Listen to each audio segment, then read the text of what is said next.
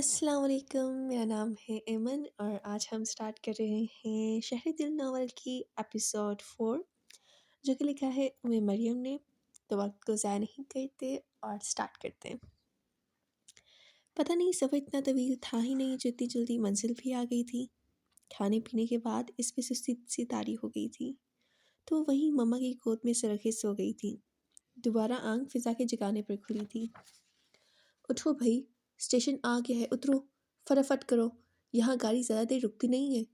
فضا عجلت بھرے انداز میں سامان سمیٹ رہی تھی۔ مما بھی اٹھ کر اپنا بیک پیک اٹھانے لگیں۔ ایمان نے سخت اکتاہٹ بھرے انداز میں کھڑکی سے باہر دیکھا۔ غیر مصروف سا اسٹیشن تھا جس کی عمارت بھی خستہ اور بوسیدہ تھی۔ اکا دکا کھوکے تھے جن میں ایک پان سگریٹ کا تو دوسرا نان پکوڑوں والا۔ تیسرے پہ غالباً پھل سجے ہوئے تھے۔ چند ایک اونگتے ہوئے مسافر بھی سنگی بینچوں پر بیٹھے تھے۔ البتہ ٹرین کے اندر ایک ہنگامہ بپا تھا۔ سامان گھسیٹتے اترنے والوں نے سر پر اٹھایا ہوا تھا، جن میں ایک فضا کا دھان پان سا وجود بھی شامل تھا، اور اسی کوشش میں اس کی ایڑی کے نیچے کسی خاتون کا پیر آ گیا۔ پھر تو پنجابی لب و لہجے میں آہو بکا اور گالیوں کا ایک طوفان اٹھ کھڑا ہوا۔ فضا کی معذت اسی طوفان میں کھٹ کر اپنی حیثیت کھو بیٹھی۔ پتہ نہیں یہ شہر کے لوگ تو پنڈ والوں کو کیڑے مکوڑے سمجھ لیتے ہیں۔ حد ہے بھائی۔ خاتون کی لعنت و ملامت ابھی تھمی ہی نہیں تھی کہ ایک اسٹوڈنٹ نے اپنا پف جھٹکتے ہوئے لقمہ دیا۔ فضا کی خجالت کچھ اور بڑھ گئی۔ ایمان بیزاری سے ساتھ تماشا دیکھ رہی تھی۔ تمہارے پاپا تو کہہ رہے تھے ہمیں اسٹیشن پہ کوئی لینے آئے گا، فون کر کے بتایا دیا ہوتا۔ پتہ نہیں کوئی پہنچا بھی ہے کہ نہیں۔ ماما کی اپنی الجھن تھی۔ السلام علیکم، میں عاقب حسن ہوں۔ مصطفیٰ شاہ کا بیٹا؟ ایک مذہب گمبھیر آواز پر ان کی گردنیں یکانگی انداز میں مڑی تھیں۔ سفید کھدر کی شلوار، گرے کرتا، بلیک لیدر کی چپل۔ وہ ایک دراز قد کا اچھا خاصا خوبرو سا لڑکا تھا۔ وعلیکم السلام، کیسے ہو؟ ماما نے گویا مروتن ہی شوہر کے بھتیجے کا احوال دریافت کیا تھا، جبکہ ایمان اس کا سر تپیر جائزہ لینے میں مصروف تھی۔ الحمدللہ، آپ لوگوں کو سفر میں کسی قسم کی پریشانی تو نہیں ہوئی؟ وہ جھک کر ان کا بیگ اٹھا رہا تھا۔ ایمان کے چہرے پر تمسکر پھیل گیا۔ اگر ہوئی بھی تو کیا کریں گے آپ؟ ماما کے لہجے میں کاٹ دار طنز تھا۔ جہاں فضا بے طرح گھبرائی تھی وہاں عاقب حسن نے بہت چونک کر اسے گویا پہلی مرتبہ کھول کر دیکھا تھا، اور اس کے معصوم سے چہرے پر موجود بچگانہ سی خفی کو محسوس کر کے رواداری سے مسکرا دیا۔ ریلوے پولیس میں میرا کوئی عہدہ تو نہیں ہے، مگر آپ کی خاطر میں کسی سے بھی پنگا لے سکتا ہوں۔ اس کے فریش لہجے میں خفیہ سی حرارت تھی۔ یقیناً وہ پہلی ملاقات میں ہی بے تکلف ہونے والوں میں سے ہوگا۔ میری خاطر کیوں؟ وہ خواہ مخواہ ہی چڑھی۔ بھائی آپ میری کزن ہیں، آپ کی خاطر بھی اگر کوئی ایکشن نہ لوں تو فائدہ میرے اتنے جوان ہونے کا۔ جواباً وہ دانت نکال کر بولا۔ فضا ہنس پڑی، جو کہ ایمان کا موڈ کچھ اور خراب ہو گیا تھا۔ وہ سامان اٹھائے ٹرین سے اتر آئے۔ عاقب نے اتنا سامان اٹھا رکھا تھا کہ ایمان کو اسے دیکھ کر الجھن ہونے لگی۔ مما، کلی کرنے بھائی، مجھے لگ رہا ہے جیسے کسی گھوڑے پر سامان لادا ہوا ہو۔ ایمان کی ہنسی نکل گئی۔ فضا نے اسے گھورا۔ اس سے خیال تھا عاقب نے لازماً مائنڈ کیا ہوگا، مگر اسے مسکراتے دیکھ کر اس کی جان میں جان آئی تھی۔ سوری، یہ ایمی تھوڑا مذاق کی عادی ہے، آپ نے مائنڈ تو نہیں کیا؟ فضا کو ہر کسی کی فکر رہا کرتی تھی۔ ایمان اپنے بیگ سے چنگم نکال کر لاپرواہی سے منہ میں ڈال رہی تھی۔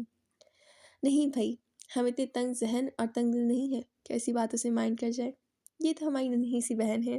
عاقب نے اس شائستگی سے کہا تو پہلی بار ایمان کو تھوڑی سی ہمت نے گھیرا تھا۔ ایسی ہی باتوں کے دوران وہ لوگ اسٹیشن کی عمارت سے نکل آئے۔ سامنے ہی ایک پکی سڑک تھی جس کے دونوں اطراف کھیت تھے۔ سرد ہواؤں نے ان کا استقبال کیا تھا۔ ایمان کا خیال تھا وہ انہیں ٹانگے میں لے کر جائے گا، مگر اسے ایک سائڈ میں کھڑی سفید کرولا کی طرف بڑھتے دیکھ کر اسے بے اختیار سکون کا احساس ہوا۔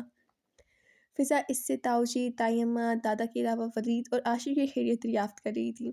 عاقب انہیں سب کے متعلق تفصیل سے بتا رہا تھا۔ دادا بیمار رہنے لگے ہیں، اب تو یقیناً ٹھیک ہو جائیں گے۔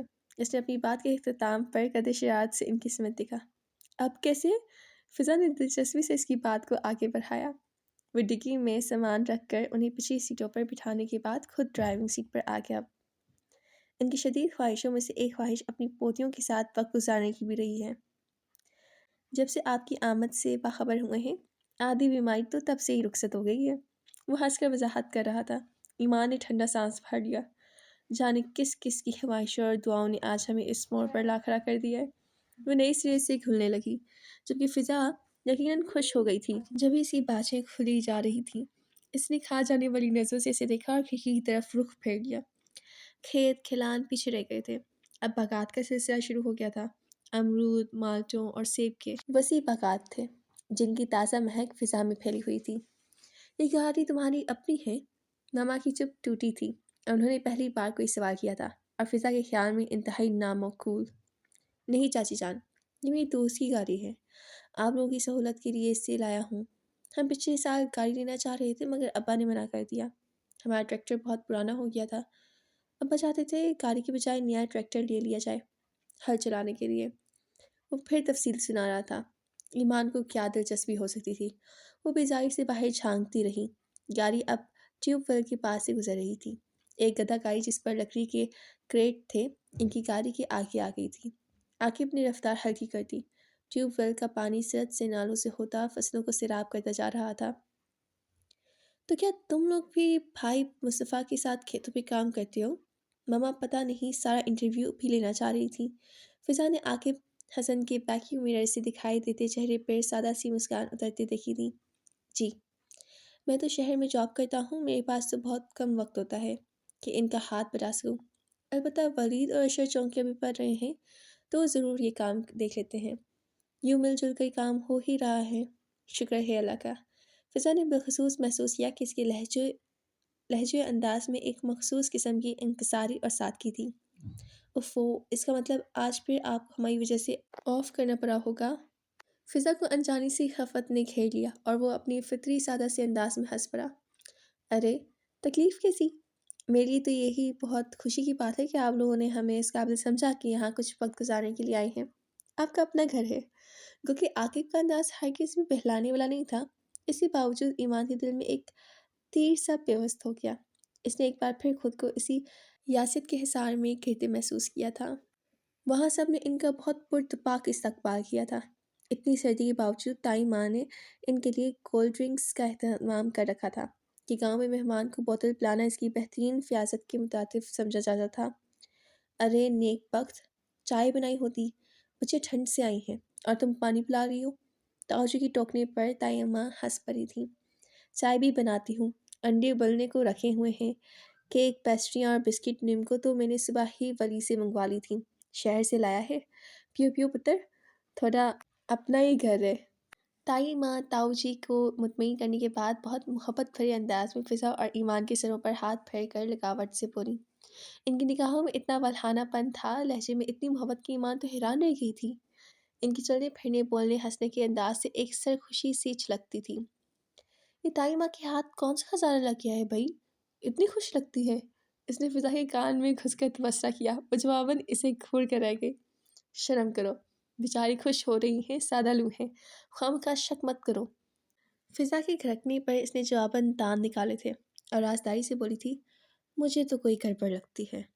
کیسی گڑبڑ؟ فضا تھٹکی، اس نے کاندھے اچکا دیے۔ فی الحال تو کچھ کہہ نہیں سکتے، مگر کوئی پس آئینہ حقیقت ضرور چھپی ہے۔ اس نے نجس پھیلا دیا۔